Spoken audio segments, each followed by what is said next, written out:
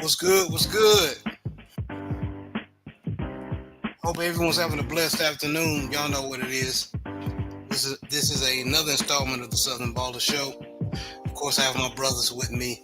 Shout out to the mighty LDBC. Of course, I have my co-host, Co 67 Sports TV, and JB. What's going on with y'all, brothers? I'm blessed and highly favored. How y'all gentlemen doing this afternoon?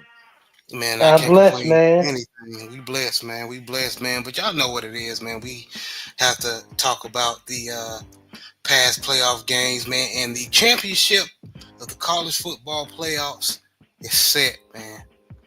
It is set. Of course, we're going to talk about the games that caused the conclusion of the championship, but it is set, ladies and gents, man. Um, while y'all coming in, please hit my like button. That's all I ask. Not asking for no money uh, or anything. Just hit my button, okay? I appreciate y'all. Or even if you're not feeling the video, just share it to somebody who may be interested in sports. All right. So, man. So, Thursday, Notre Dame played Penn State. And I'm not going to lie. If y'all remember, I picked Penn State to beat Notre Dame. I didn't think that the Notre Dame defense was going to hold against that running attack with Allen and Singleton. But them boys came to play, man. So Notre Dame ended up winning 27-24, even though the Ronnie Leonard we knew when you try to drop him back like a pocket passer, he showed up. He threw some pick. But he got it together, used his legs, and was able to basically be a good game manager during the game. Shout out to the Notre Dame, man. They made me eat crow, man. I picked Penn State, but the Notre Dame Fighting Irish came out with the win. Coach, I'm going to you. What did you think of the game, Notre Dame versus Penn State game? Honestly, I think the two teams are they're extremely similar. And the irony of the whole situation is our basketball season ended the week before, the week we ended. We lost in my junior high middle school team. They lost in the championship game the week we went to Christmas break. But the head coach, he scheduled 4 games in this month. So the boys, 8th grade boys had a game, 7th grade boys had a game. And I'm not gonna lie, myself and the head football coach and the AP, we all trying to hey, we hope you heard you finish this game so we could get to go home and watch the game. And I'm not gonna lie, it was a good game. I think the teams, they to me, despite what people might say, I think they're very similar in terms of style of play. And I'm not gonna lie, I was just happy that one of those two coaches is able to go on to the national championship game. And I think it was a good game. It was a very good game. And I'm sorry that your middle school team lost, man. But No. We lost in a championship game November the 19th. I'm sorry, December the 19th.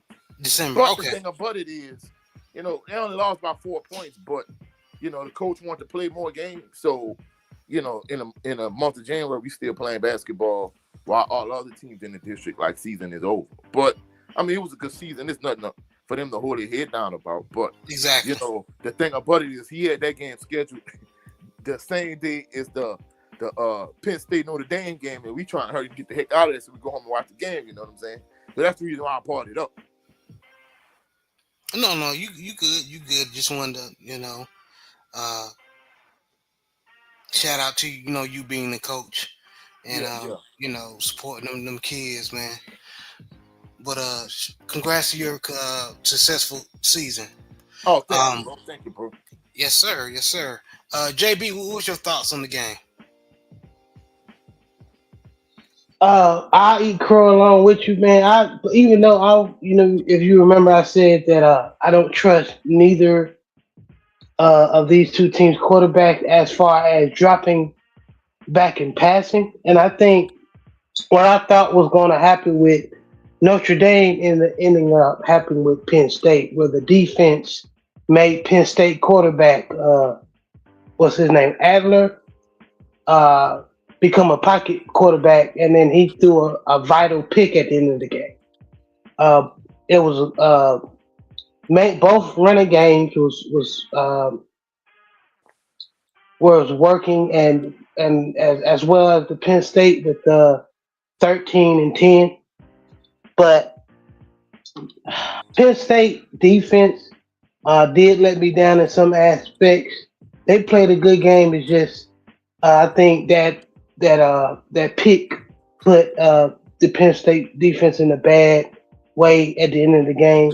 But shout out to Penn State. Shout out to Coach Freeman. I'm glad he's able to move on to the national championship, and hopefully he'll be the first African American head coach to win a championship in the Power Five or the PWIs, I should say.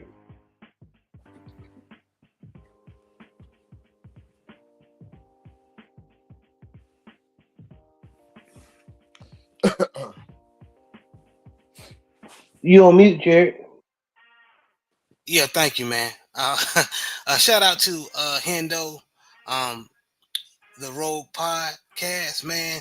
Him and Yolanda be cooking over there. Yolanda B, y'all go support. Um, but salute, brother. Thank you for always supporting and shouting me out. But what I was saying was, shout out to Jayden Greathouse, man, for Notre Dame, the wide receiver. He bailed Notre Dame out on the offensive side of the ball many a times for being very clutch. Him and Ananias Williams and Mitchell Evans. So yeah. Notre Dame ball, man. Notre Dame ball. I picked Penn State, like I said, to win, but they made me eat crow. But moving on to the next game, as you see, Ohio State Buckeyes versus Texas Longhorns, and I believe most of us was uh, y'all may have to say y'all picks again. I know I picked Ohio State to beat Texas Longhorns because I knew that defense was okay, but I didn't think they were going to be able to uh, successfully keep Ohio State out the end zone um, multiple times, especially with their that freakazoid freshman they got. Um, JB, going to you first, man. Who did you? What was your thoughts on the game?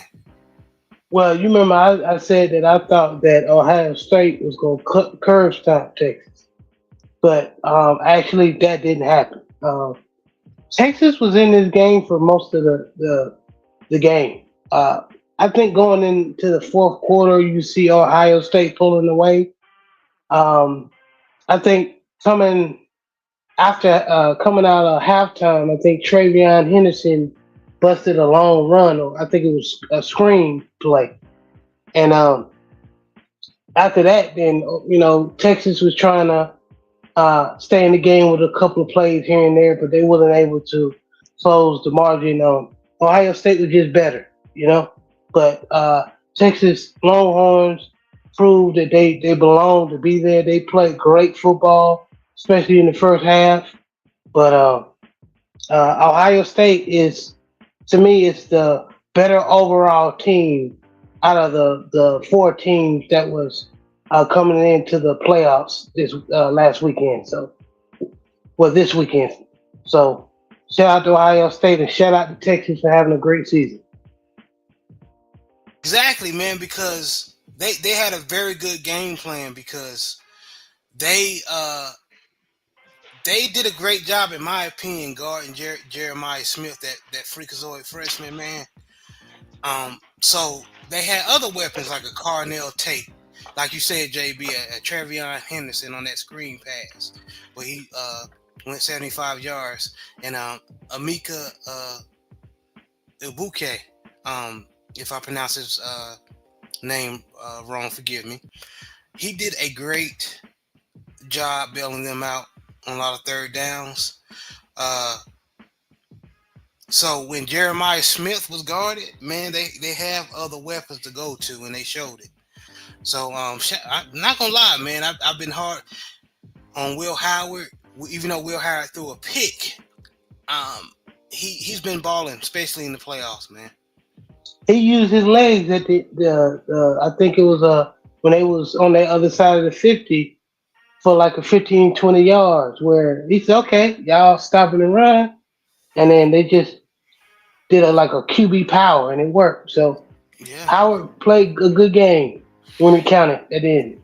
and shout out to Jack Sawyer, the linebacker, star linebacker they have that basically helped seal the game, that game-ending fumble return, sack fumble return. So Yep. yeah, yeah. Shout out to my brother Big Joe Town. He uh, joined us on the panel, man. What's going on, man? Salute to the family. Happy Sunday. How y'all doing today? Man, We salute to you, Big Joe. All is well, bro. Yes, sir. Yes, sir. What's going on, everybody?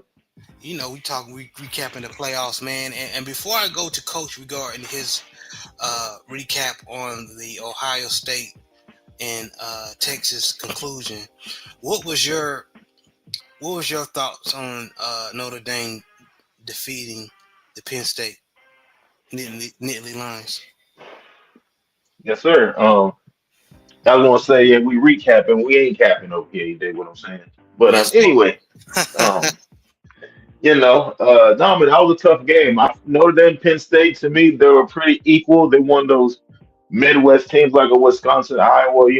When they get together, it's gonna be hard nosed. It's gonna be close. You're not gonna see 40 something, 50 something points. You're gonna see some hard nosed defense, and it's gonna come down to it's a game of inches.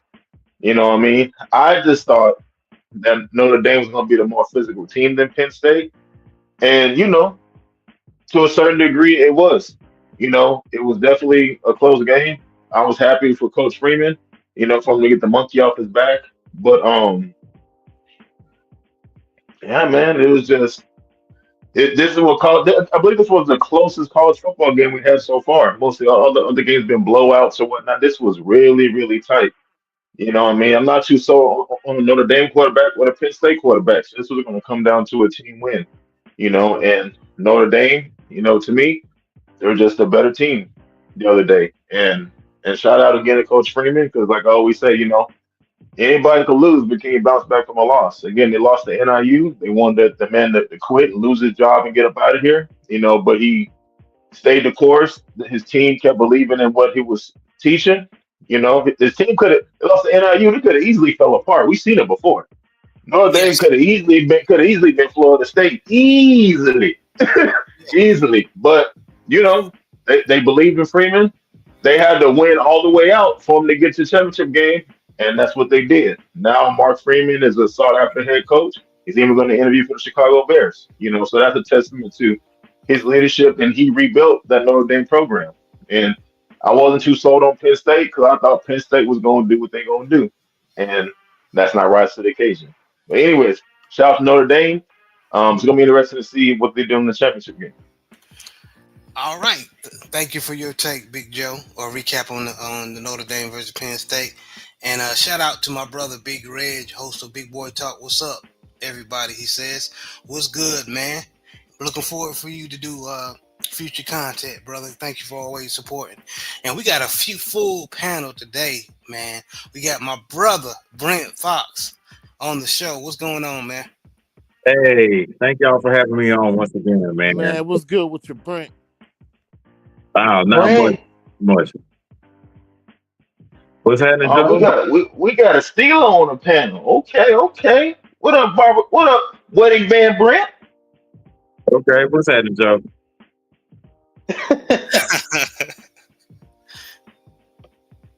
I Yeah, love I love the breakdown of the Notre Dame Penn State game, by the way, man. yeah, man. What was your thoughts on that game, Brent? I hate it for Coach Franklin because they're still going to continue to rag him out about quote unquote not winning the big one, even though he won 2 playoff games, which is nothing to really scoff at. I get that it was SMU and Boise State, but still at the same time, those are playoff wins. And to get to where he was in the college football bracket now, I don't think that there's something to like that. So.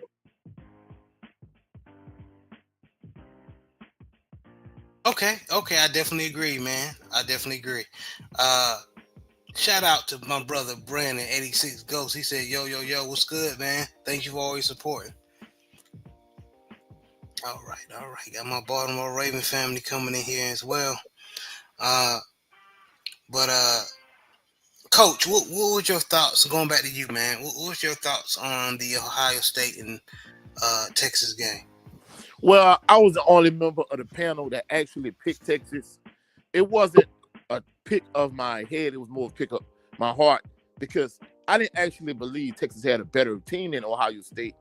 I just felt like some kind of way Texas was going to find a way to pull an upset, and of course, it didn't happen. For the most part, the game wasn't as big a blowout as people expected it to be. Actually, it was only a 14-point game, but I think towards the end of the game down the stretch, Ohio State just ended up pulling away. And like Big Joe said last week, I think Ohio State really, out of those 4 teams, was kind of like the best team in terms of, from a talent standpoint, and not only that, but for peaking at the right time of the season. And I think they clearly the favorite between themselves and Notre Dame next weekend. I'm sorry, next week. Absolutely. And speaking of that, well, let me slow my brakes. Big Joe, what was your thoughts on the Ohio State and Texas game? Oh man, this game was bittersweet for me. Because I actually went to Ohio State, so a football camp. That was when Maurice Clarett was there. And my family from Texas, and my dad is a big UT fan, so I was stuck in the middle. You dig what I'm saying? So, but Right. I just knew Ohio State was the better team. Now, Coach made an excellent point last week when he said Ohio State might be reading the press clippings. Ohio State might feel like, man, we here, we're gonna roll through everybody, and get ahead of themselves. But by the way, how they beat Tennessee, how they beat Oregon, they coach got them all the way locked in. They're using our loss against Michigan as more than fuel. It's like propane to where if they feel like they're getting too comfortable, y'all got to walk around and still act like y'all, no matter how high you get, you still lost to Michigan. So the only way you can erase that defeat is if you win a national championship. So they on a mission right now. You know what I mean? So, and I wasn't a big fan on Ewers. And as we see, I still ain't. So I got it because I don't see him rising to the occasion and making good decisions. Now Howard ain't that much better either, but Ohio State has better talent. Hell They no. D line, they D line was getting off the rock, making plays happen. When Texas was looking like they may come back and do something, finally score a touchdown. What happened? The running back break loose for a touchdown. Whoever that boy is, I think number 32. It'll be interesting to see what his combine 40 gonna look like. Because he looked like he run a 4-4-4-3 in pads.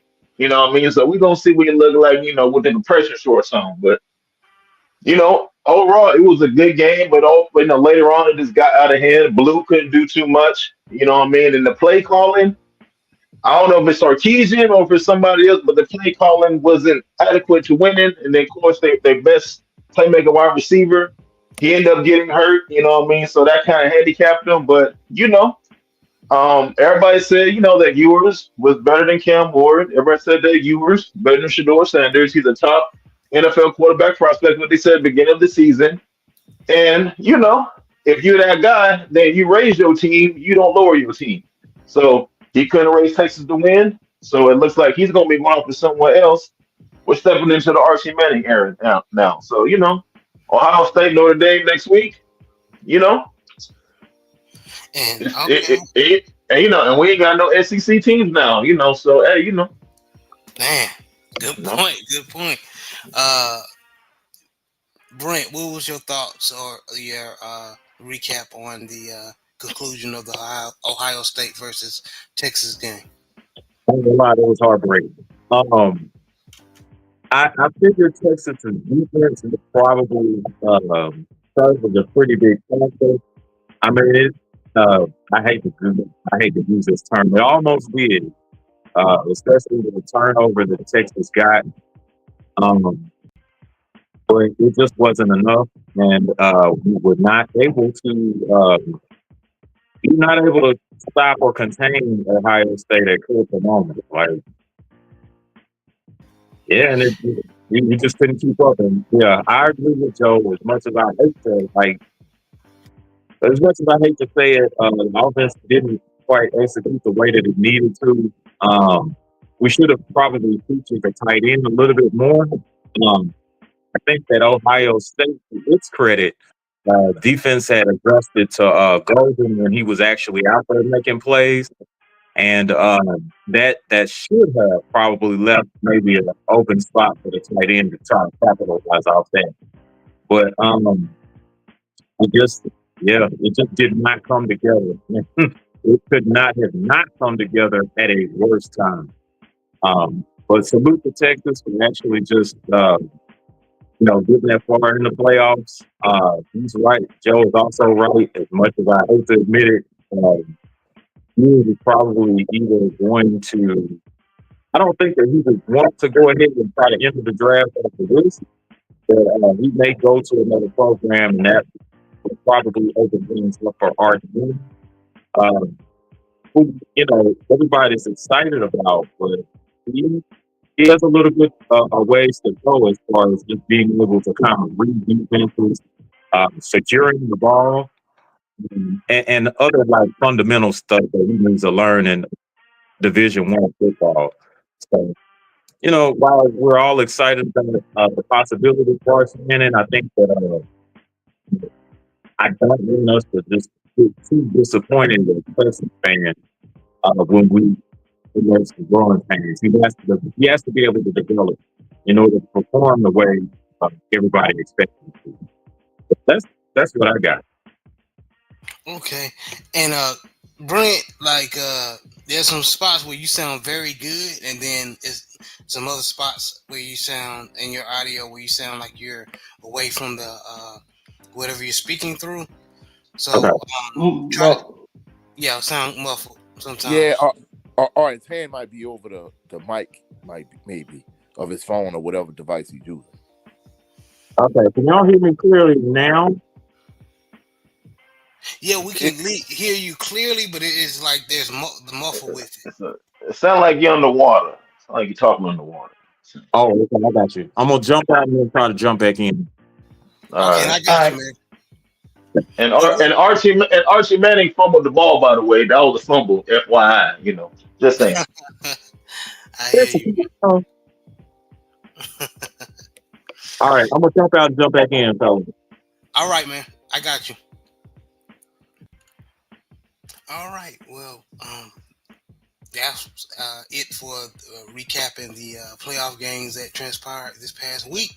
Now we're gonna give our take on who we think is gonna win the championship, college playoffs championship.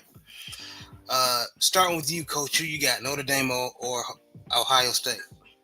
Honestly, I want Notre Dame to win this game so bad, and it's ironic from someone like me who's kind of always been anti Notre Dame because Senior didn't like Notre Dame, but the only time he really liked Notre Dame, of course, was when Ty Willingham was the head coach. But that's another story for another day. But honestly, I think Ohio State is the superior team, and I think Ohio State is going to win the national championship, unfortunately. Okay. JB, who you got? Notre Dame or Ohio State? I agree with Coach. I'm gonna be rooting for Notre Dame. Um, and Coach Freeman, but I think Ohio State has the better horses in the stable. I think they have the most consistent quarterback. A little, not by much, but a little. You know, you know. But anything can happen. Notre Dame has proved a lot of people wrong this season after losing to Northern Illinois. So hey, and like I said last week, I thought that Ohio State was going to curve Texas, but that didn't happen. That game was as much closer as I thought it was going to be, except number 33 Sawyer's um, incredible play at the end. But other than that, I think Ohio State is going to win. But on the show, I'm just going to pick Notre Dame. I'm just going to support the brother. Okay, all right. Your prerogative, brother. Okay. Uh, Big Joe, coming in, you. Who you got? Them Fighting Irish or them Buckeyes? Um, um, Ohio State definitely has the better team. They're both teams are both motivated. Both teams are well coached. They're not. They're both are not. They're both not penalized as much. The biggest aspect to me is going to be the line, and I think that Ohio State just has a better O line and D line. Sawyer, he's a fifth year senior. He's going to be a second, third round draft pick. They have the Polynesian cat on the other side. I think he's number 44. He's balling, and the to top it all off, Notre Dame starting left tackle. He's going to be out for the game. So I know Notre Dame keeps they keep some big tight ends, but they may have to stay around to help Chip. To help out with the O line play, but. It's gonna be interesting because the freshman wide receiver he didn't do too much the last game. He kind of got locked down, so he may be looking to maybe reprove himself against a secondary that's good but not great. So I think Ohio State's gonna win, but I think it's gonna be a close game. I want to say like 28-21. Okay, okay. And brother Brent, can you hear us? Yeah, I can definitely hear y'all. Can y'all hear me a Yeah. lot clearer? Yes, a lot A clearer. lot Yes, clearer. A lot clearer. a lot. Okay, all right, cool. And I'm coming to you. What is your predictions on Notre Dame versus Ohio State? Who you got? Yeah, I'm kind of with Joe on this one. Um, I think Ohio State on both sides of the ball just has a bit more talent, and in the college game, that makes a difference between winning and losing. Um, I just think that if Notre Dame may have a shot if they scheme up correctly on both sides of the ball. Defensively, I think if they play like a kind of like I don't want to say zone blitz, but if they bring maybe uh generally 4 or possibly 5 on occasion, they could probably stand a better chance of filling holes in the running game, and then also just making sure that the passing game is contained. That number 4 for Ohio State, that dude's lethal, man. You don't want to give him too many opportunities as far as catching the ball. Neither or either one of those receivers, number 2 especially.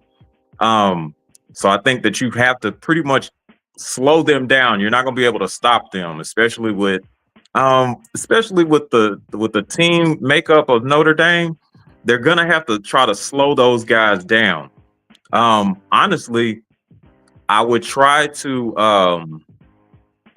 be tougher on the run than I would on the pass. And as strange and contradictory as that sounds from what I just said, if you're able to at least put a lid on the running game and make them resort to passing, then you can make them a little bit more predictable, and you got a better shot at trying to slow them down or possibly stopping them. If you allow the run to happen, it's going to set up the pass, and then it may get ugly after that. Offensively, if Notre Dame is just able to, on passing situations, just get the ball out of the quarterback's hand fairly quickly, they've got a better shot. I think that their guys are pretty good at as far as catching the ball and then running upfield and making plays. They're good But they're, they don't have the playmakers Ohio State does. But I think that if you get the ball to those guys in space, they could still get you first downs. It's just not going to be explosive plays like Ohio State. But if you just do that methodically and keep the ball out of the hands of the Ohio State's offense, that could probably help your cause too. So if they scheme this up properly and just try to get the ball out of the quarterback's hand as quickly as possible, and of course don't turn over the ball, they stand a good chance. If any of those things go wrong, it could get ugly real fast. Ohio State just simply has to do what it's been doing. And then they'll win the ball game for sure. But as far as a prediction goes, for whatever reason, I'm seeing 14-28. That could be because of the beatdown that my Steelers suffered last night, but that's the number that's actually coming to my head as far as the score of this particular game. I don't think that I don't think that it's just going to be a runaway for Ohio State. I think that they'll just pull away in the fourth quarter. And that's all I got. Okay, and I agree with most of you brothers, man. Well, all of you brothers. I'm picking. I would love for Notre Dame to win, but if I'm putting money on, I'm going Ohio State. To me, like JB said perfectly, they have the better horses as far as athletes. Don't get me wrong, that Notre Dame defense has came up and played and stepped up to the occasion, but Ohio State has the athletes on the offensive side to counter, in my opinion. So I'm going Ohio State as well. Jay Barr said he going Notre Dame. I hear you. We gonna see. This is gonna be interesting. It's definitely gonna be interesting. Let's go. So before we move on, any other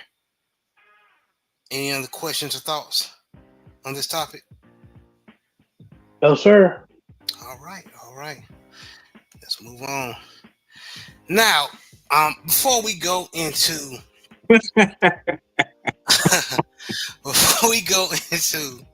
the NFL playoffs, I just there's been stuff going on circling around the internet that's I could no longer avoid. As you see the title, Hypocritical Perceptions in Entertainment and Sports. So, those who don't know, Vince McMahon is CEO or owner of the WWE, once formerly known as WWF. And he was actually, I don't mean to cut you off, bro. Former, he no longer owns it. He sold it for $2 billion. He still owned that mug. I know he stepped down, but he behind closed doors telling Stephanie and them what to do.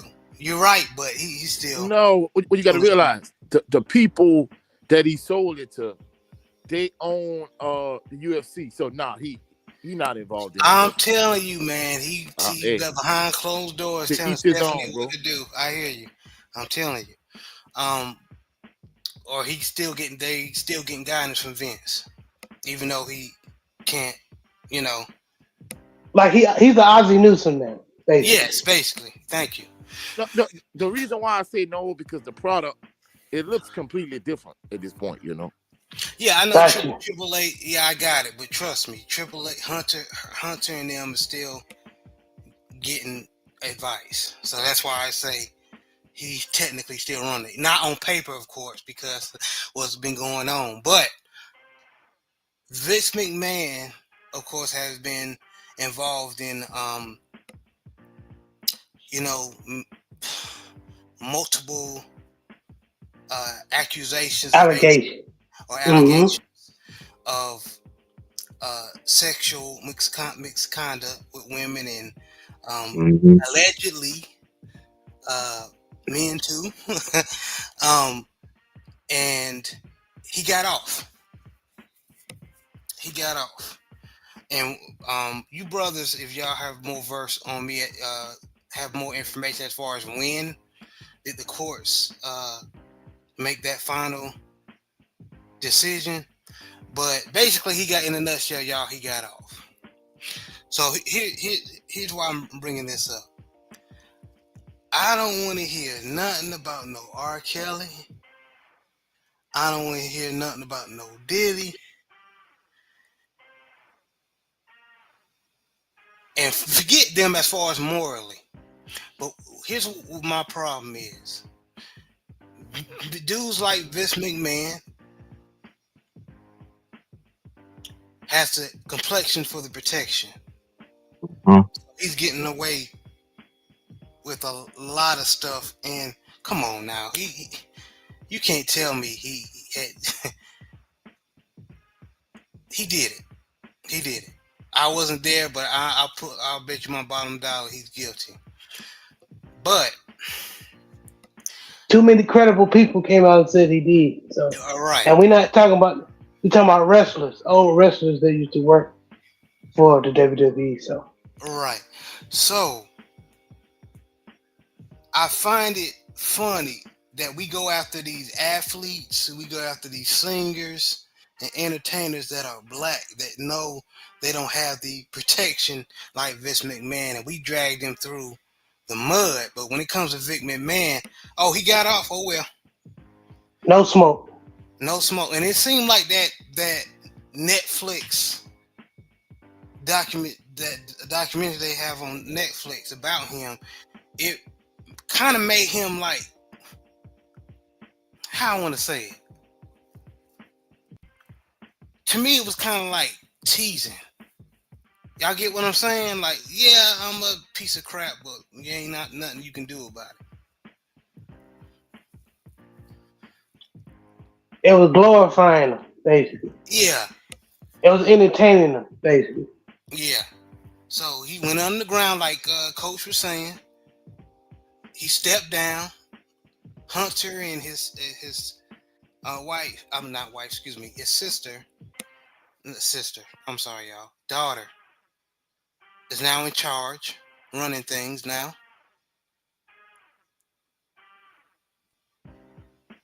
And he free. Now when it came to Diddy or R. Kelly, them dudes are in jail. They ain't get a chance to step down or pass nothing to their kids. Negro, you been caught, you guilty. And a lot of people online is having content about it. But I don't hear no content of no Vince McMahon, no old boy that used to from the what was it, the Giants or the Knicks? I think it's Mm-hmm. the Knicks. Hugh Hefner. No. Chad Hell, Wheeler, Elvis. Man, shoot. Oh Josh yeah. Giddey. Mm-hmm. So the reason why I brought this up, man, we are not, and I'm not defending no R. Kelly, I'm not defending no P. Diddy. Them dudes. You're defending consistency. I know what you mean. Exactly. Thank you. People Yeah, can act like you don't know what you mean, but I know what you mean, bro. yeah. Consistency. Basically, you point out the double standard that this country operates with. Exactly. Yeah, absolutely. That's why I enjoy, even though I didn't agree with both of the. I don't want to go. This is not the channel for politics. But I laughed my tail off when Hulk Hogan got booed on the Raw Netflix when they premiered Raw on Netflix, and they booed the heck out of him. So the Yeah, I definitely real got something to fans say know. about that.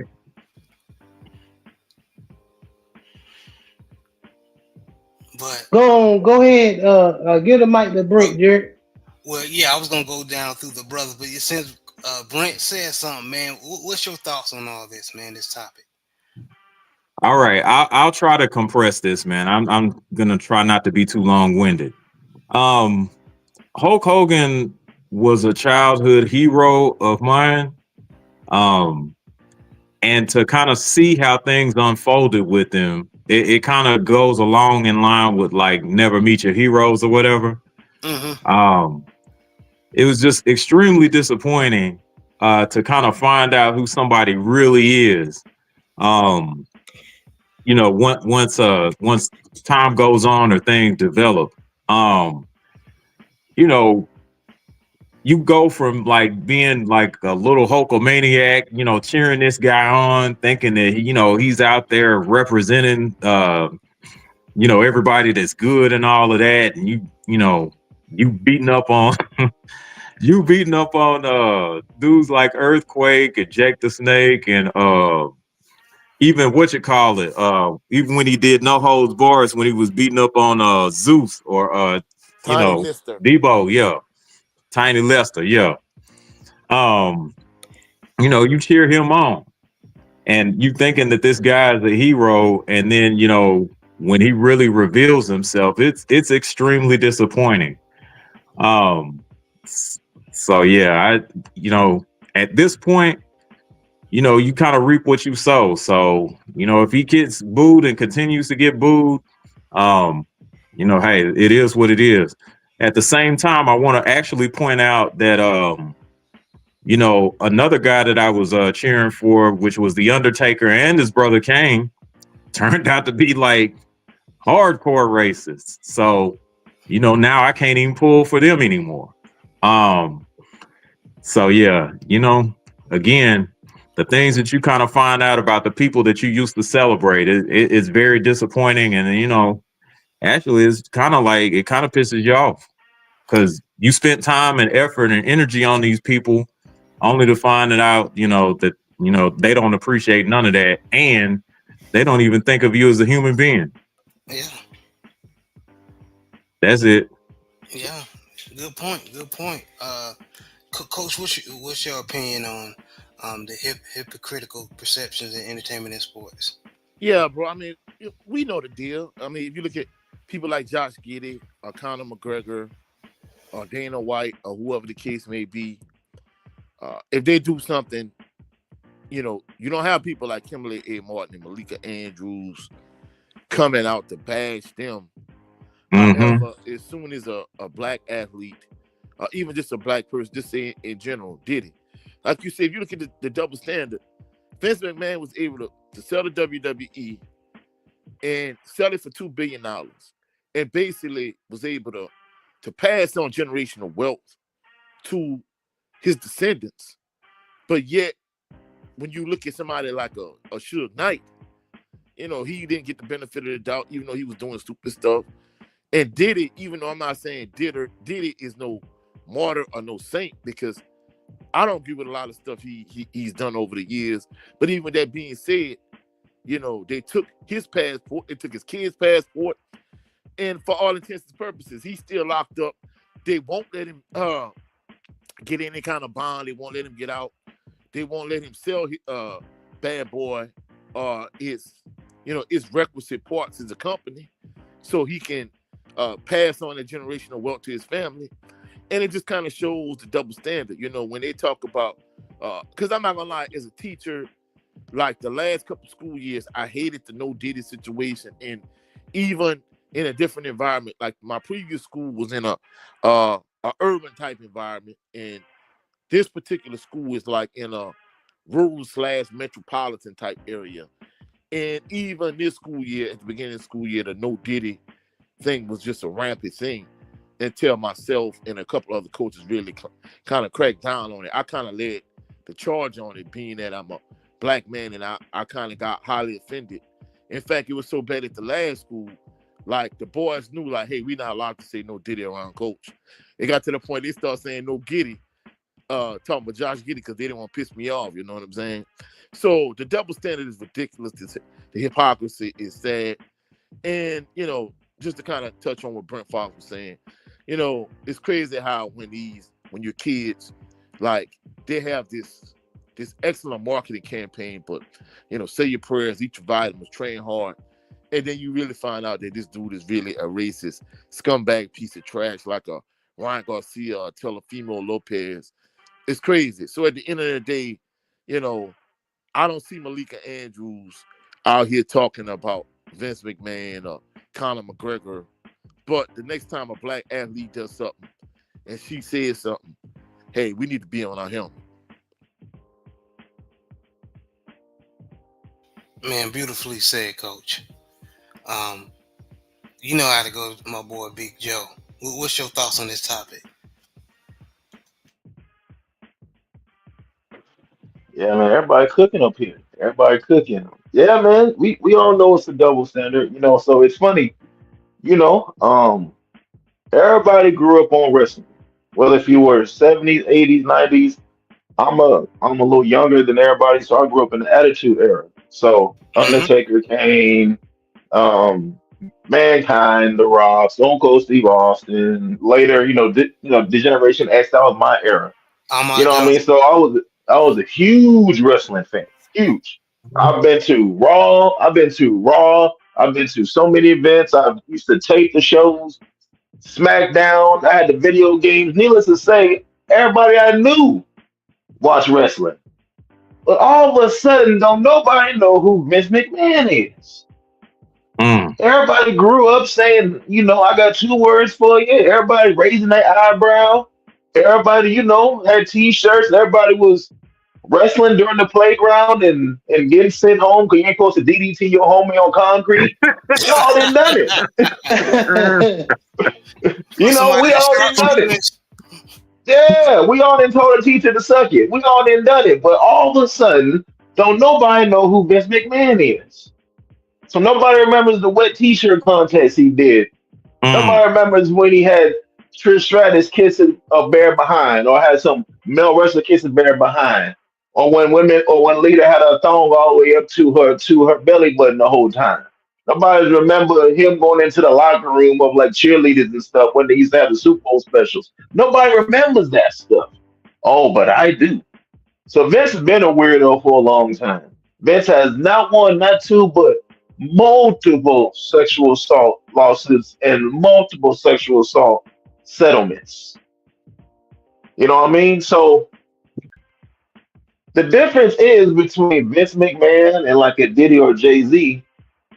All the Jay Z and Diddy people, they're piling on, they're tearing them down. They want to strip them of their wealth. They want to get rid of them. Let's go after Beyonce too. Actually, let's go after the daughter. Let's boycott Mufasa. But then we go on over to Vince McMahon. You know what them folks do? Well, he's our weirdo uncle, but he's still our uncle. We gonna take care of you. That's the difference. You don't see folks piling on. You don't see folks telling Vince to strip him of his wealth.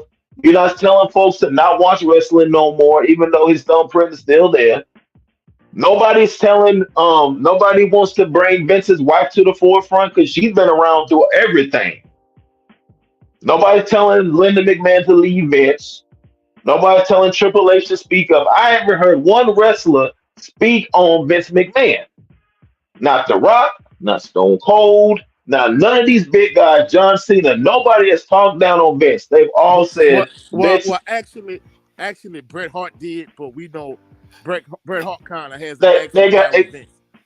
again The Rock, Stone Cold, He talking about everybody else, he talking about everybody people else. still running. Bret Hart retired. Tony Atlas, who spoke out, but he retired. He All old, right, ain't got no two following out, like that. two out of 200. Wow.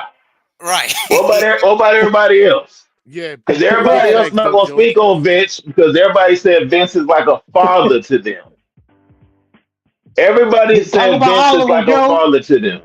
Huh? Get them all, Joe. Mark Henry, Booker I'm just T. saying. Don't leave their ass I'm out. just saying. No, I don't see none of them going on Fox News, CNN, Vlad TV, Art of Dialogue. None of them was going on there talking about Vince McMahon stories. Nobody is doing it. Nobody's getting paid 5 to 10,000 to elaborate on Vince McMahon. Nobody. And bust this out, Joe.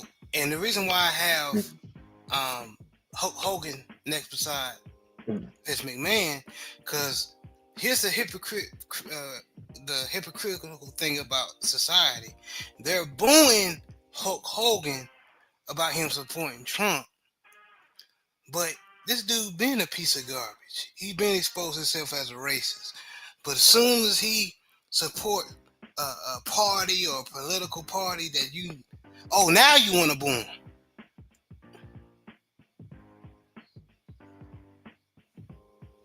Yep. And that's what one of the things Big Joe was talking. That's what the power Vic McMahon has, or has created characters like Hulk Hogan, where it's almost they're untouchable until they do the wrong thing, like what Hulk Hogan did.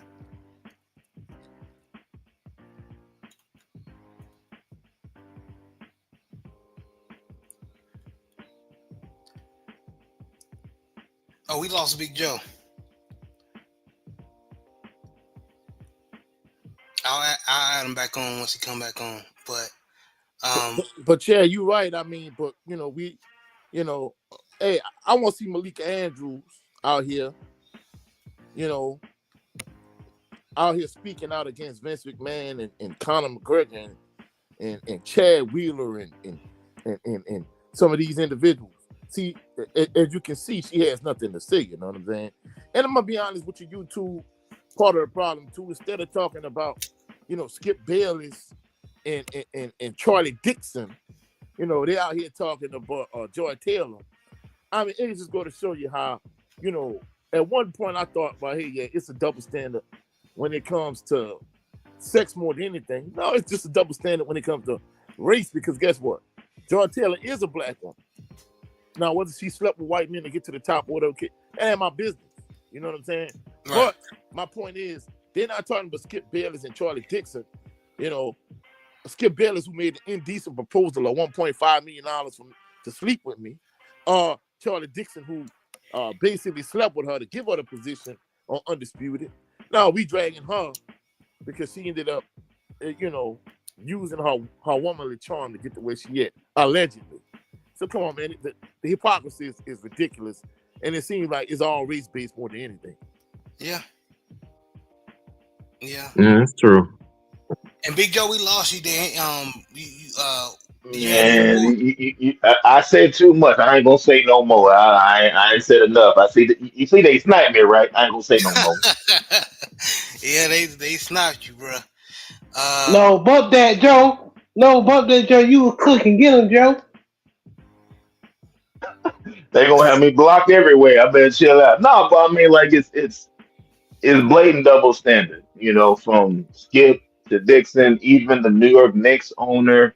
I mean, they're allowed to let it. They're allowed to let things go to the background and let it get settled down quietly. And they own people help them do that. Oh no, nothing to see here. So what's the big deal? So what? He had sex with over 100 little boys. Who cares? I mean, we all have. I mean, come on, come on. You know what I mean? Mm-hmm. But look, baby oil, laced baby oil, and freak offs. Like most of y'all didn't grow up watching porn. So so what we talking about really? Like most of y'all don't talk about let's having threesomes. A freak off is literally a threesome or foursome or fivesome or whatever. Anything after 3 is a freak off. I mean, so what are we talking about? Daytona Beach? That ain't a freak off. But we won't speak on that though. I'm just saying. So, but like we ain't all to go to house parties and see somebody get it cracking in the back room. But now that's a crime now. And let's keep it real. Let's keep it real. Did it freak offs ain't nothing but a Hugh Hefner mansion party. That's all it is. I mean, hey man, that ain't nothing different than what Adam 22 would do. I mean, except that he throw it online and get paid for it. I mean, so long story short, we know what it is, and folks who look like Jay-Z and Diddy are helping them. They want to extrapolate all the black wealth off of them, and then what? Oh, next they're gonna start going after. Oh, we gotta get Chingy again. They're gonna start going after anybody, but they ain't got no smoke for Skip Bayless or Dixon. He's literally in charge of content at Fox. Don't nothing go unless it go by his desk. Everybody got on Ime Udoka for busting down somebody's wife, but nobody said anything about the wife knew she was married. I mean, she wasn't forced, from what I remember. This was somebody who willingly participated. She was married too. So Mm-hmm. I guess her ring don't count as much as Emma's, I'm just curious, Hmm. Yeah, So yeah. Let's hear Malika Andrews on this issue. Well, yeah, Malika talking about Charlie Dixon and Skip Bayless. I want to hear this. You well, know, Malika's husband looked just like him, so she ain't gonna say nothing, but I'm just saying, you look at she actually, let's speak on this. Malika Andrews, since we're talking about working relationships, Malika Andrews married her co-worker. Now, from my understanding, you ain't supposed to be doing no romancing at work. That's what I've been told. But Yeah, she married her co-worker. yeah. A lot of So, workplaces have a no fraternization policy. Shit, that didn't okay. stop what you call it from that didn't stop Molly Quorum from marrying Jalen Rose either. Hey. I guess ESPN run a little differently over there, I guess so. But long story short, hey man, it's absolutely disgusting what's going on. Again, don't know. Hey, not to mention the Abercrombie and Fitch guy. He done had sex with over 100 boys and made them do all type of strange things. Him and his homie all got a piece, but no Oh smoke. damn, that would explain the dudes with no shirt on outside Oh trying to yeah, sell clothes and shit. Okay, I got you. it even when I was a kid, I thought that was weird. I'm like, why they got their shirt on in front of the store in a mall full of folks? They got there with their shirt off in front of the store, trying to who you trying to track into the store? it's crazy, man. It's great. And Uh, you know, go ahead, brother. Go ahead. Go ahead. I would go. We all been cooking stuff. I ain't asked JB what his final thoughts. That I mean, I pretty much talked. The first one that talked about this, man. It's just everybody just was cooking, man, and I agree with everybody. I ain't got nothing else to add. Just leave it like that. It's perfect. Just All let it sit on the grill, just like that. Hey, I do want to hit a one-liner before we move on. right. Go ahead. So it seems to me like if the suspect or the person that's alleged to be doing these heinous acts is someone other in the other category, then they'll quote unquote acknowledge it or address it. But if it's one of us, and I'm gonna make myself clear, if it's one of us Black Americans, then they're bound and determined to make an example out of us. So I think that's what the gist of all of this is, man. This is just another form of them making an example out of us when we do it. But when they do it, they'll address it, quote unquote. Hey, I'll make it even better. Nobody knows what Vince McMahon did and how he did it unless you was looking for it. You ain't gonna find it. But everybody know about Jonathan Majors though. Mm. Everybody know True. about that. He ran away. You see him running. Folks was black folks laughing and giggling. Well, look at him run. Look like a runaway slave. Look at him. Got jokes. And he still got prosecuted. And folks is still roasting him. But them same folks don't know who Vince McMahon is. None of them do. Mm-mm. Mm. Oh man. He told his white queen to act like Coretta Scott King. That's crazy. Well, Vince McMahon scared on a chick's head and made two dudes have sex with her, and then he cummed on her afterwards. So, which one more juicier? Which one is more you can make more content about? Him running away or somebody scatting on his secretary? Defecated Which on one? her head. Oh my goodness. Oh, but he's scared. But that Defecated on okay? her head. Oh, he shit on her Yes, head? Oh, Yeah. excuse me. I'm yeah. sorry. Oh, He scattered on her. First of all, he said, "Look Man, here, you know what time it is." He scattered on her head and made two guys smack her down with scat on her head, and then afterwards he relieved himself on her. That's just one situation. Not to mention Oh, him and Brock wow. Lesnar taking turns running the train on her against her will. Not to mention the other times of him snatching up in the office and cordially, taking it against her will when she's trying to work. Not to mention the other times when he got 40, 50 dildos and sex toys named after wrestlers and telling her, look here, go grab the rock and use yourself with it to the point to where she started bleeding. So again, what stories is more juice? Can you make more content with them stories or my man running away from a white woman? I'm just curious. Man, that is insane. And those are just some of the stories, and that's just one woman. He's has multiple settlements. So imagine what else he's done. Now imagine what else his wife knows. But nobody's asking her to come to the forefront. Nobody's asking her to speak on the diabolical things your husband is doing. Everybody's keeping quiet, and she's getting a position in the White House with Donald Trump. So Mm, as to my point, Vince may be our sick uncle, but he's still our uncle. mm. Mm, it's crazy, man. Yeah, man. Let's move on. We can talk about this topic all day, man. Let's move on. Let's get back to the football, man. Um, but before we move on, any final thoughts or words? No, sir. Nah, I pretty Now much expressed myself. Nah. that's it for me. We cooked that. We cooked it and we burnt it. Yes, sir. Okay. All right. Let's get back to football, y'all. All right.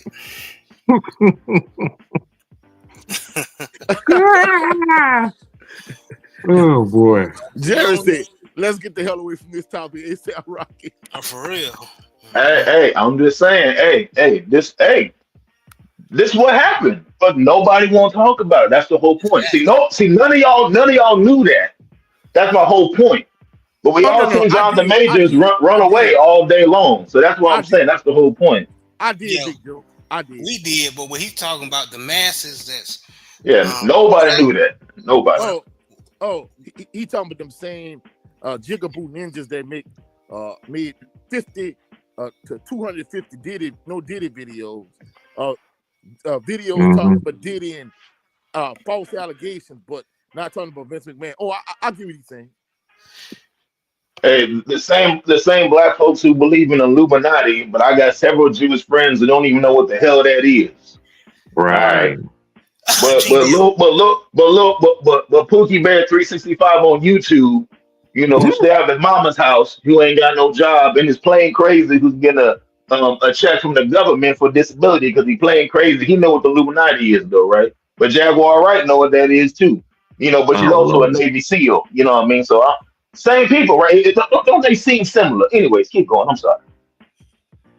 Yeah, Hilarious. man, y'all cooking today, man. But moving on to the NFL playoffs, man.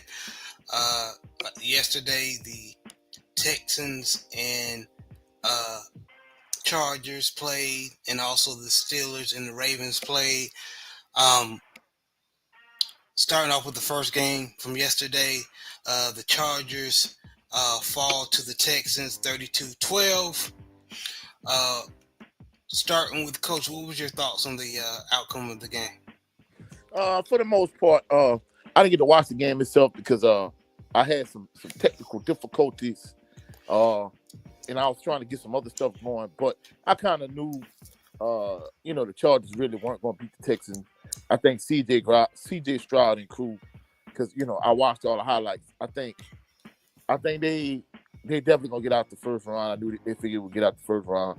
Now it's gonna be harder for the Texans to advance, but I was happy the Texans won. Okay. JB, what was your thoughts on the game? I'm gonna try to make it as quick as I can. Justin Herbert was hot garbage, and Greg Roman offense strikes again. Right. I Yeah, knew it. I mean, look, what we say, if the running game ain't working for Greg Roman, he ain't I got knew it. the passing game. but look, I mean, anybody know Greg Roman was offensive coordinator 2019, and that was Lamar Jackson's first MVP, and then we got eliminated first round by the Tennessee Titans because We were not able to pass the ball. We shouldn't have gave up on the run, but Greg Roman's offense is he's gonna have your team in the top five in rushing. But what Baltimore Ravens fan and 49ers fans will tell you is his passing schemes are elementary. So it is what it is.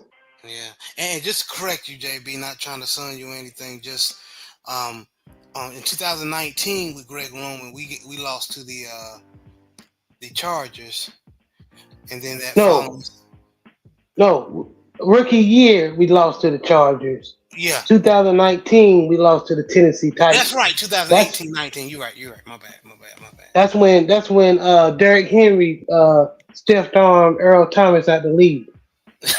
Yeah, you're right. Yeah, you're right. You're definitely right. Okay. And Jay,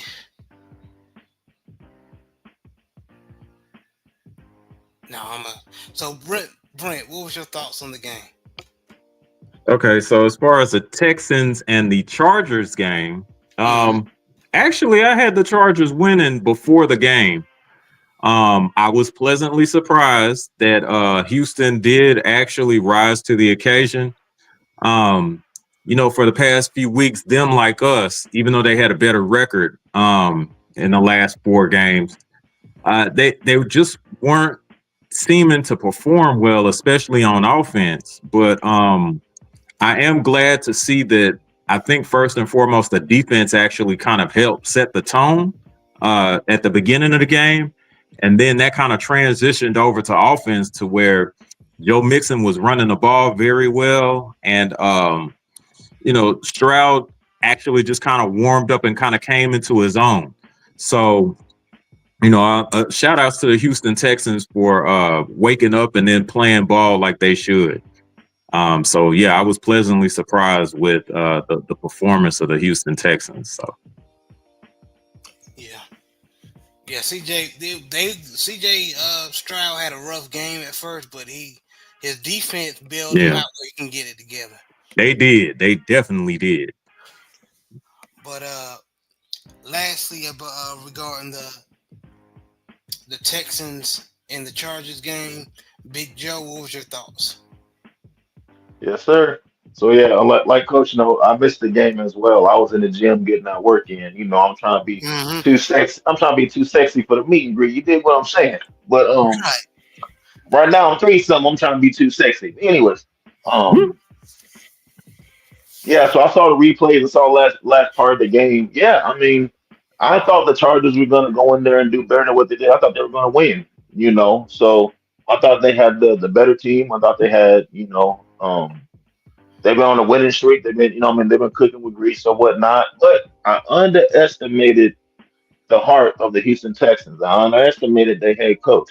The Texans was on like a 5 game losing streak. Stroud was having what they call the sophomore slump, which is normal for most, second year quarterbacks. Peyton Manning, everybody went through it. So this is not nothing abnormal. So I'm thinking, okay, well, I mean, they lost their two best players, and my man broke his knee the like a game or two ago. Stephon Diggs been out since like game 5. I'm like, man, I don't know. But the what makes you a good coach is if your team can rally around you, if you can motivate you. And D'Amico Ryan's I know him from him out here being with the Niners. He's a very motivational guy. He can get you going. Hence the reason why he was a very highly touted candidate when he was trying to be a head coach. So they came out there. The D line was on fire, getting off the rock. They're making it hard for Justin Herbert. And I'm not the biggest Justin Herbert fan. To me, Justin Herbert's the second coming of Kirk Cousins. To Oh, me, he looked real good in the regular Damn. season. When it comes to the play, I mean, supposedly he only threw 4 interceptions all year, and he threw 4 interceptions and a pick six in a playoff game. You yeah, don't get paid for the regular season. You get paid for the playoffs. yeah, So if you're gonna have this label of the prototype quarterback, arm strength, all that kind of stuff, you're gonna have to show up. So as of now, he's Kirk Cousins 2.0 until proven otherwise. Woo. Man, that's You a know, because you have too many star players on your team for that to be happening. Now, folks gonna say, "Oh, the receiver dropped the balls and this and this." Yeah, but a lot of them throws was high and off the mark too. So the defense suffocated the Chargers, and they just couldn't bounce back. The crowd was really in the game. I mean, the pick six literally just it felt like the whole city of Houston hit an earthquake because everybody was so excited. yo. So shout out to the Texans. I don't know who they play next. Who the Texans play next? Anybody know? I don't know. Chiefs. Chiefs? Mm. Yep. And Kansas City too. Well, I'm not gonna be like Rex Ryan and say it's a bye week for the Chiefs because the Chiefs have been struggling in the regular season too. They barely getting wins. That old line is not looking that good. And for what I saw yesterday, the Texans defense is peaking at the right time. You know what I mean? So Tank Dell showed up. The running back Joe Mixon, who was up with the Bengals, he showed up. If Stroud can make a little less mistakes, they have a chance to beat the Chiefs. But we ain't got to that point yet. But shout out to the Texans. They needed that win. And the Chargers, hey, Harbaugh's such a good. I thought Harbaugh was a quarterback whisperer. I guess he's only good in the regular season. That's rough. Boy, that is a scratchy ass jacket to put on somebody, boy. Hey, I mean, how long has Herbert been in the league? He ain't no rookie now, is he? We going on five year six? Oh man. right. And Brandon said, didn't they resign him for a higher amount right after Lamar signed his contract? Oh, they sure did. Mm. Oh, they and they did that quietly, obviously, yeah. Mm-hmm. Kirk Cousins 2.0, getting all the money, winning nothing. Now we got, and now Brent, shall see. I'm coming to you first. We got to talk about it.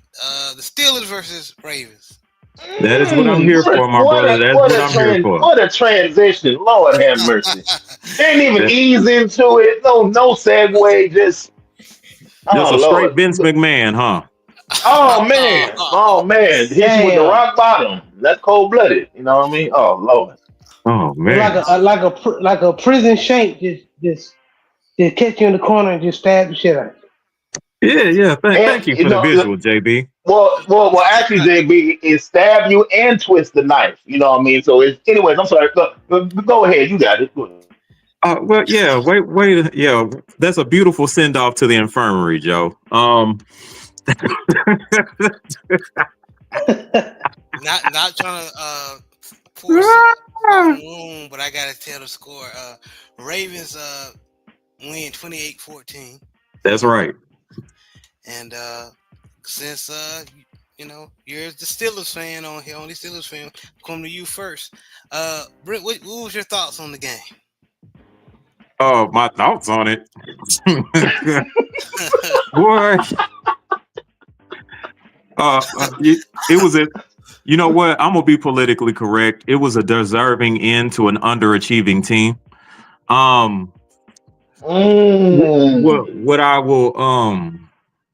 What I will say is this. We are the most sport. And when I say we, I'm talking about my Pittsburgh Steelers fans, fellow fans.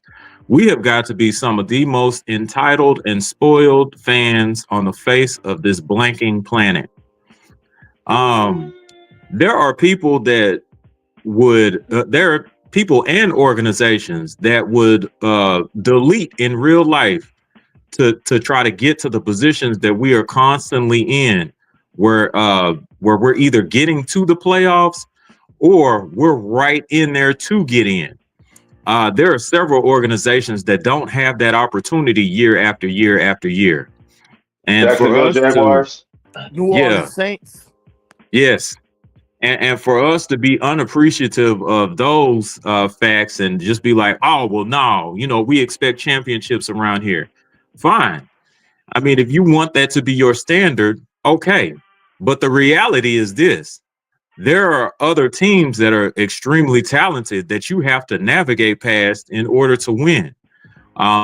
on occasion, we are not on most occasions. Let me say that on most occasions, including this one, we are not as talented as the teams that we actually face. So the expectations of us actually going to a Super Bowl, despite that, it's just not really realistic. And when you try to get these other fans to see that, they just don't.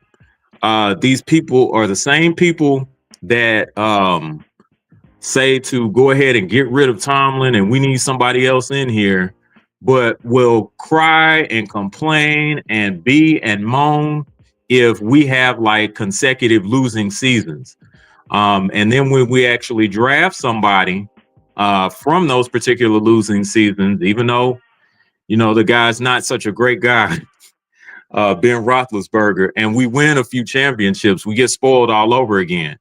But I think that, and I don't want to speak this into existence, but I think that some of us have to mess around and find out what life is like when you're not doing well, and that you're constantly having to look at, who you're going to draft next year or something of that nature, as opposed to just being spoiled and entitled and being like, just because we didn't win the Super Bowl, our season is crap, and our coaches are crap and our players are crap and all of that.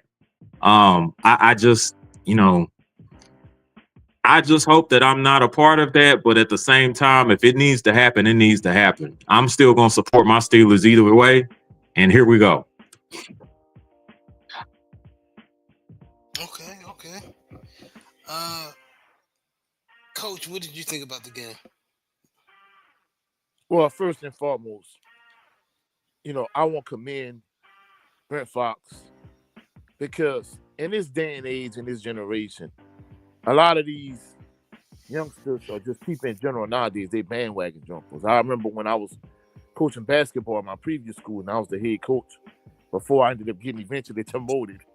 But that's another story for another day. I had players on my team when I first got there that were huge homicides. They were Golden State Warrior fans because KD was there. Then KD left and went to the Brooklyn Nets. Now all of a sudden, they Brooklyn Nets fans.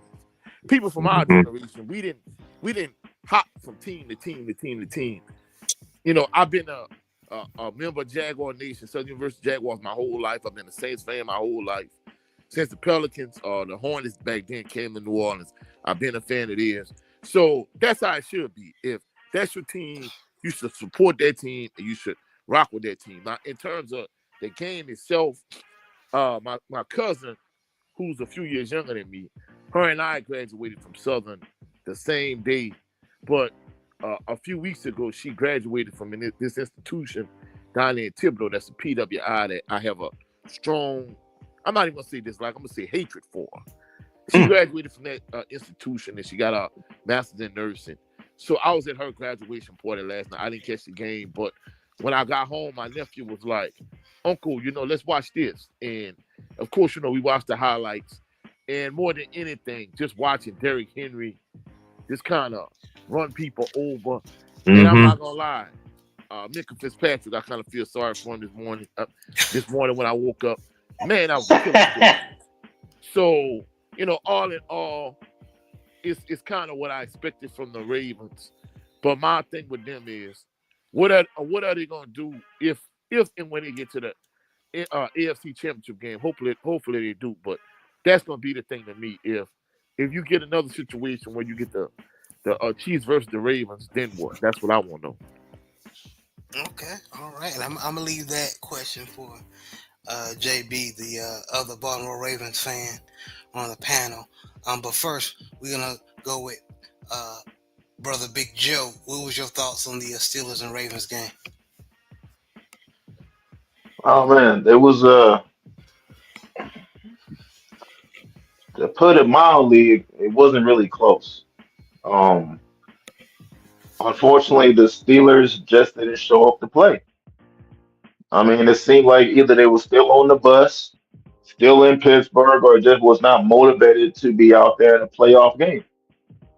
I didn't see no energy. I didn't see no juice. I ain't seen guys out there getting it going. I seen a defeated ball club in the first half. Now, granted, the Steelers came out in the second half and started acting like they wanted to be there, and Russell Wilson was started doing stuff, and Pickens, caught some tremendous balls, and shout out to him. He didn't have too many antics yesterday, but he's had a rough season with doing things that hasn't been professional, like or stuff that's been not been conducive to a winning environment. So the pretty much the Ravens said we gonna run the ball, and nothing y'all gonna do about it. We gonna hit this Damn. option with Lamar. We gonna run the ball with Derrick Henry. The other section running back, he gonna get some run too, but we gonna run this ball. And then Lamar gonna do what he gonna do. He is gonna get open. He's gonna run around the pocket and throw some dimes. Lamar threw some great passes yesterday.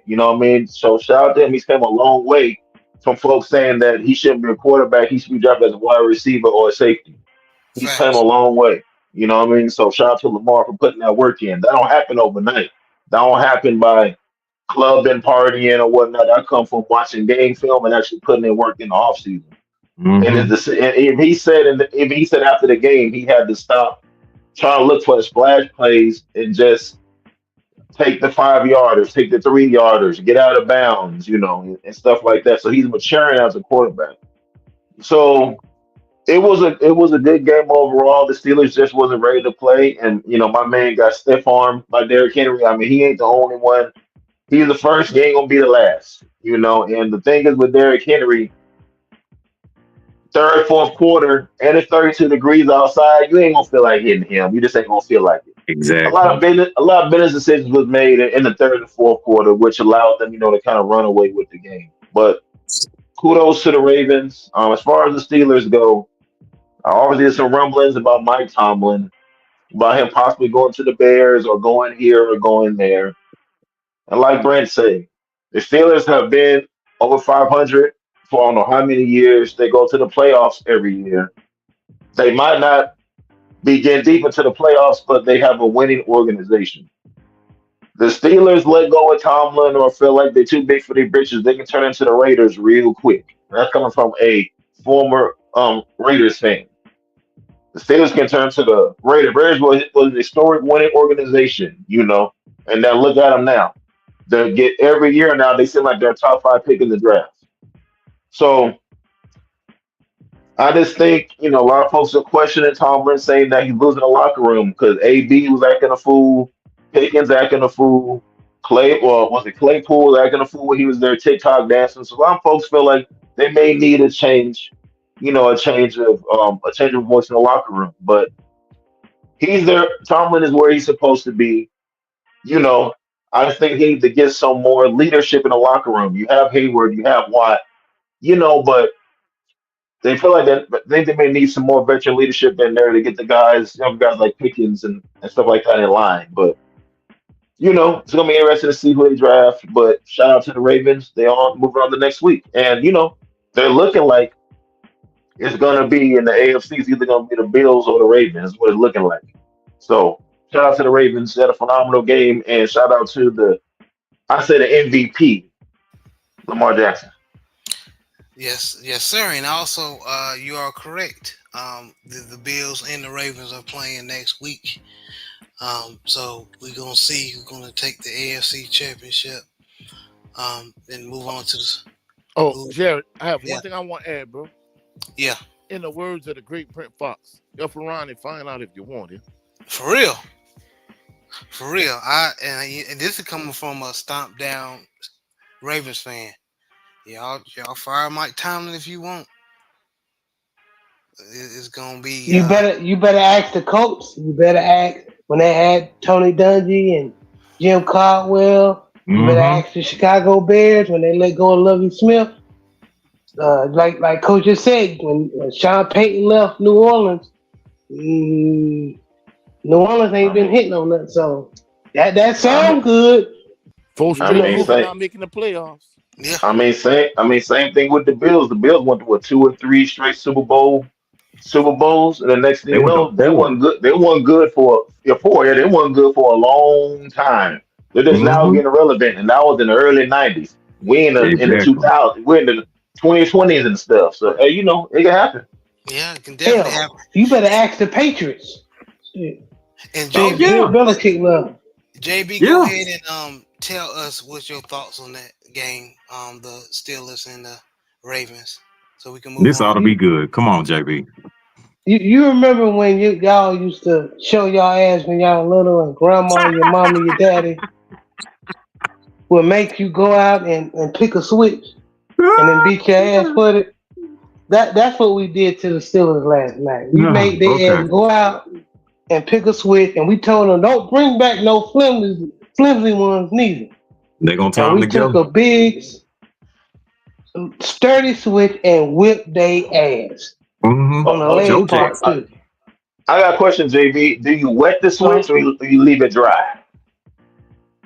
I think because they tried to bring back a flimsy one, it was both. Oh, okay, okay. So the second time we went. You know what Oh I'm saying? Lord.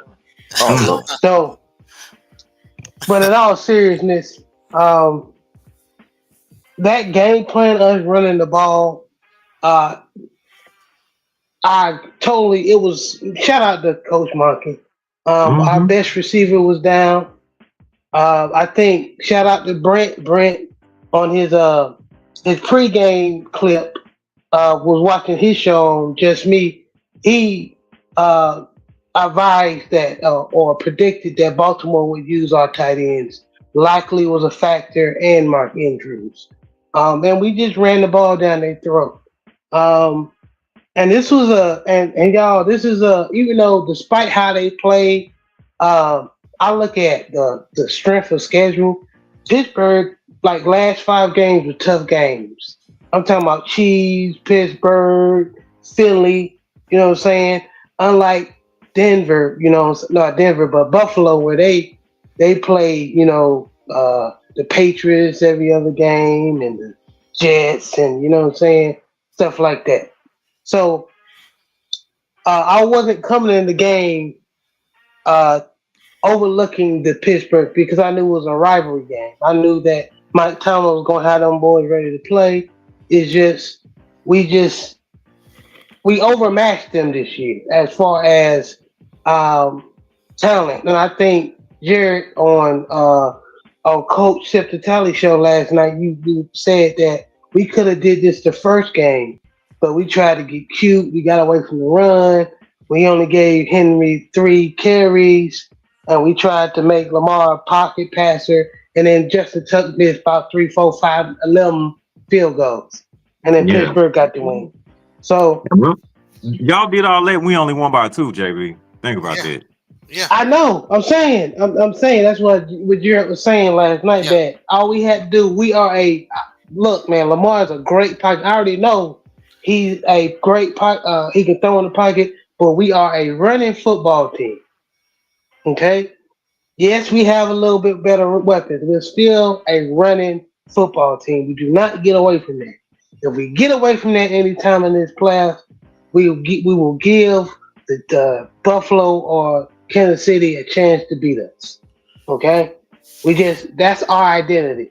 Mark, we're gonna hit you with Mark. I'm about to say Mark Henry, Derrick Henry, and then if you stop him, we're gonna run out the back door with Lamar. And don't forget, we got Justice Hill and Keith. We ain't even unleashed Keith Mitchell yet, our Mm. 4-2 speedster yet. So, um, yeah, but that was a defensive. Uh, well, on our side, it was a defensive game. I didn't like the 2 moon balls we gave up to George Pickens. George Pickens is probably top 10 best receiver in the league if he had his head on right. I'm still mad we didn't pick him up in the drive. We got David Ajabo instead of getting Pickens. We was right there. I'm still mad that he's with the Pittsburgh Steelers, but he's a hell of a receiver. I've been a fan of him ever since Georgia. He's just got an attitude with him. He's a character, I should say. He's a character.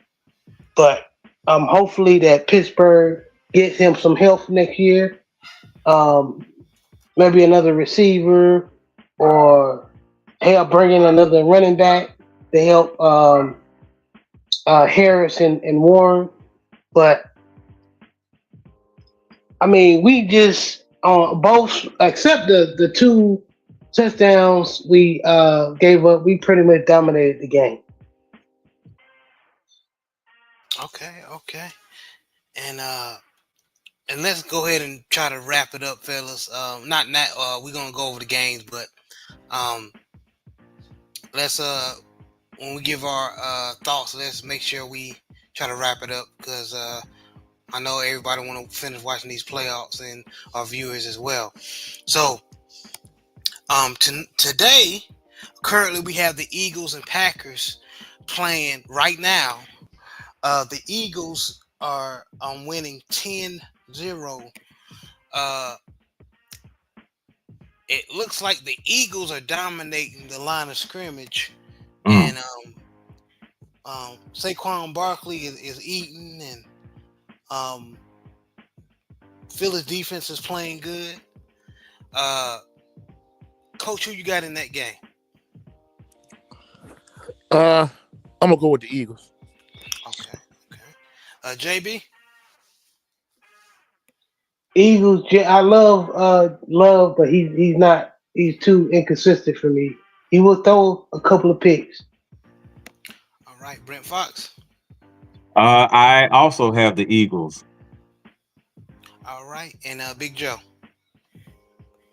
Fly, Eagles, fly. I got the Eagles as well. Unless they crap the bed and let the Packers. The Packers do have the offensive weapons to come back easily, so the defense has to stay consistent. Also later on today, Commanders Buccaneers. Coach, who you got? Jaden Daniels and the Washington Commanders. All right, all right. That young boy been balling, man. He been balling. Too bad the Saints couldn't get him, but I loved him for his Heisman Trophy winning season at LSU. Mm-hmm. Yes, sir. JB, who you got? Commanders or Bucks? Commander. Out of two quarterbacks, I trust Jaden Daniels. Baker Mayfield has been playing good this year, but Baker's gonna Baker. He's gonna throw a couple of picks. True gunslinger. All right, and Brent Fox. This one was tough. My heart says Commanders, but my head logically says Tampa Bay. So I'm gonna go with my head this time, Tampa Bay. Okay, and Big Joe.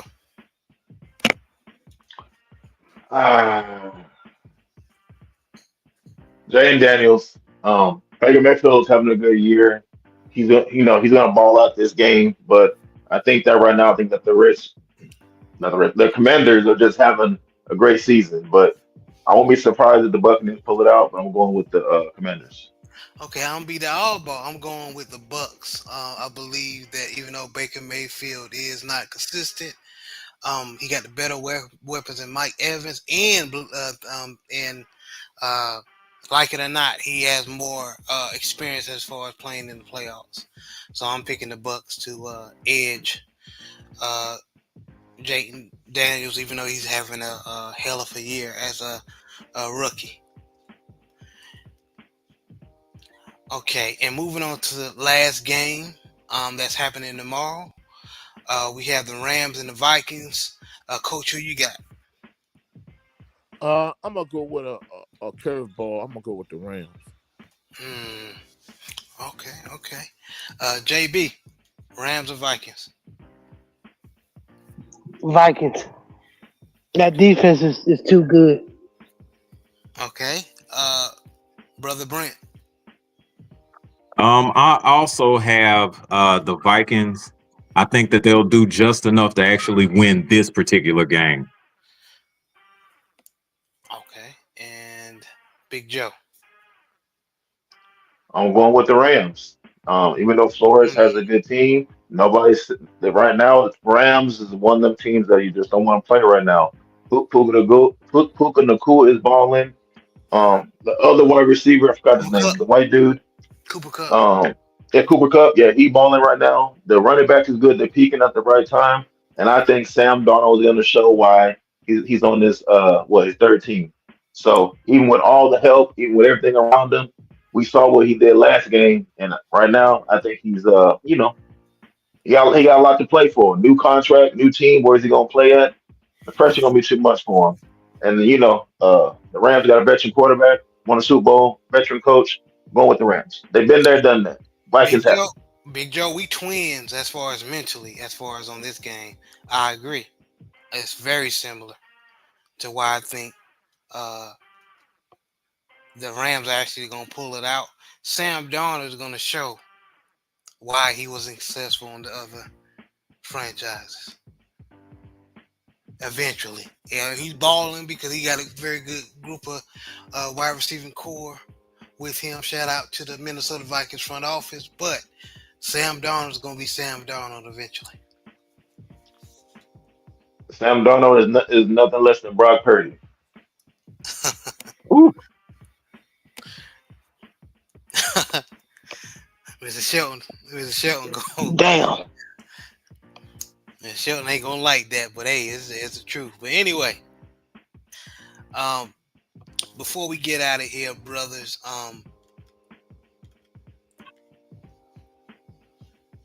I want to thank everyone for supporting the show.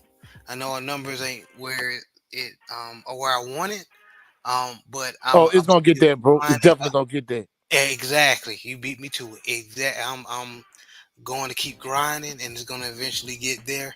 But those who have been supported during the growing years, I appreciate y'all so much, man.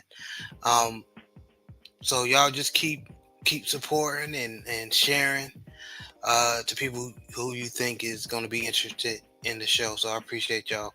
But coach, let everybody know where they can meet you and see you. You can catch me here on YouTube, my channel, Coach 67 Sports TV, the same way it is on your screen. I dropped a video about 5 hours ago talking about Southern University recruiting struggles. As of right now, the video has about 200 views. Y'all go over to my channel, check it out. At the rate it's going, I'll probably get about 1,000 views for that video. So hopefully, so y'all go check it out. I got more Southern University content that's gonna drop during the week. Y'all come over and support the channel, and also in the spirit of Brent Fox, I'm gonna be doing my thank you videos. So y'all look out for that. I appreciate my brother Jared for having me on this platform, and just appreciate the entire LDBC, Jaguar Nation, everybody's been supporting my channel. I'll catch y'all on the rebound. Y'all have a blessed, phenomenal day, blessed, phenomenal work week. Peace and blessings to everybody. Yes, sir. Yes, sir. Brent Fox, let everybody know where they can meet you and see you. all right. You can generally catch me on YouTube for It's Just Me, hosted by Brent Fox. What I'm doing is I'm actually doing a lot of shorts at this point in time. I got a real life transition. Like I tell all my viewers, real person, real life situations. So Right. I'm having to make adjustments. So I'll be doing a lot of shorts probably throughout the week. Yeah, y'all keep supporting this brother, man. Um, very good content. And the brother, LDBC Business, Big Joe, let everybody know where they can meet you and see you. Yes, sir. You catch me on all LDBC platforms, showing love to the brothers and sisters. You dig what I'm saying? Salute to everybody on this panel. I appreciate y'all. You know what I mean? Hey, no matter if we got one or five, we gonna be cooking with grease again. You dig what I'm saying? Yes, So, sir. and a message to all the brothers out there: please, please take care of yourself. Please go to the doctor to get checked up. Please go to your dentist. Please go to the gym and work out. Go to your barber, get lined up every 2 weeks. Clip your nails. Take care of yourself. Your appearance is important. You know what I mean? So get you a nice suit, get you some nice dress shoes. We got to get back to being gentlemen out here. I see too many of our brothers out here dressing raggedy, not caring about how you look. You know what I mean? Stop putting on your shoes like you a child. Get you a shoehorn. You dig what I'm saying? If your shoes is messed up, go see a cobbler. Then go ahead and get them together for you. You know what I mean? If dress shoes are too expensive, get you some Kohans. They're $90 to $100 and they always got a sale. Stacey Adams ain't no more than $80, $50 anywhere you go. Take care of yourself. We got to get back to, looking presentable in public. Get you some nice cologne. Find something that works for you. If you don't know if you need help with any of this stuff, holler at your boy. You dig what I'm saying? I holler at you. Man, that sounds like a channel you need to come with, Joe. That what it sounds like to me. I agree. A gentleman's challenge. I like that. There you go. There you go. And I'm sorry. One last thing. I'm sorry. Fellas, please take your lady out. Get dressed up. Take your lady out. Take her to dinner. Take her to movies. Take her to a nice lounge and get dressed up. Those things last a long way. Do all those things so you ain't got to call me. Man, hey, sound like you need your own YouTube channel, Joe. We need to get you your own channel, Joe. Yes, sir. A lot of that game is needed. But JB, any final words, man? And thank you for always supporting me behind closed doors. No, man, y'all just be blessed, man. I'm thankful for every brother that's on the panel today, and everybody else listening. Y'all be blessed, man. Take care of yourself and heed everything that Joe just said. And y'all be easy. Have a great work week and a great 2025. All right, there you go. Well, this was another installment of the Southern Baller Show. Y'all have a blessed day. Peace.